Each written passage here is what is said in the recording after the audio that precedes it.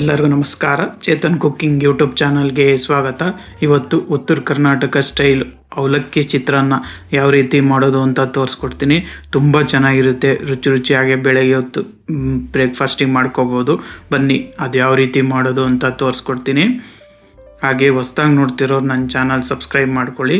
ಮೊದಲು ಒಂದು ಬಾಣಲಿಗೆ ಒಂದು 4ರಿಂದ 5 ಚಮಚದಷ್ಟು ಎಣ್ಣೆ, ಅವಲಕ್ಕಿ ಆಗಿರೋದ್ರಿಂದ ಸ್ವಲ್ಪ ಎಣ್ಣೆ ಜಾಸ್ತಿ ಹಾಕಬೇಕು.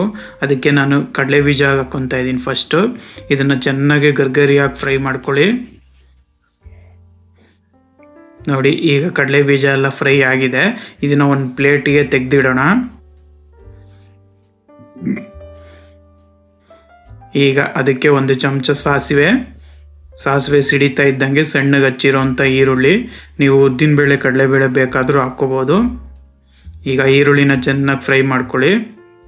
ಇದಕ್ಕೆ ಕರಿಬೇವು, ಒಂದು 4ರಿಂದ 5 ಕರಿಬೇವು, ಆಮೇಲೆ ಒಂದು 4 ಹಸಿಮೆಣಸಿನಕಾಯಿ.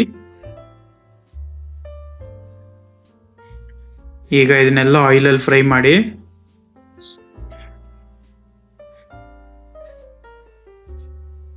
ನೋಡಿ, ಈಗ ಫ್ರೈ ಆಗಿದೆ. ಅದಕ್ಕೊಂದು ಅರ್ಧ ಚಮಚ ಅರಿಶಿನ.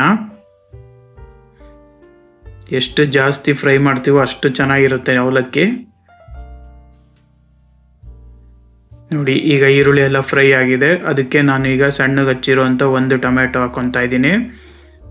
ಈಗ ಟೊಮೆಟೊನು ಮೆತ್ತಗಾಗಬೇಕು, ಅಲ್ಲಿ ತನಕ ಫ್ರೈ ಮಾಡಿ. ರುಚಿಗೆ ಸ್ವಲ್ಪ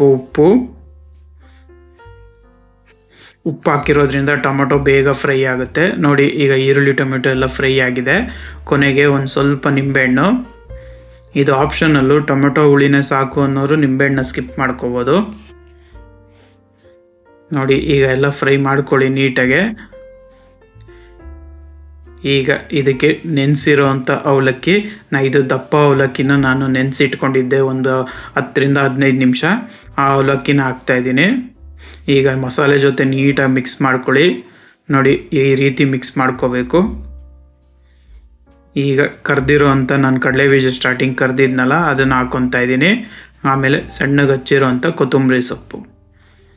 ನೀಟಾಗಿ ಇವಾಗ ಕಡಲೆ ಬೀಜ ಎಲ್ಲ ಮಿಕ್ಸ್ ಆಗಬೇಕು ಅವಲಕ್ಕಿಯಲ್ಲಿ, ಅಲ್ಲಿ ತನಕ ಮಿಕ್ಸ್ ಮಾಡಿ. ನೋಡಿ, ರುಚಿಯಾದ ಅವಲಕ್ಕಿ ರೆಡಿಯಾಗಿದೆ.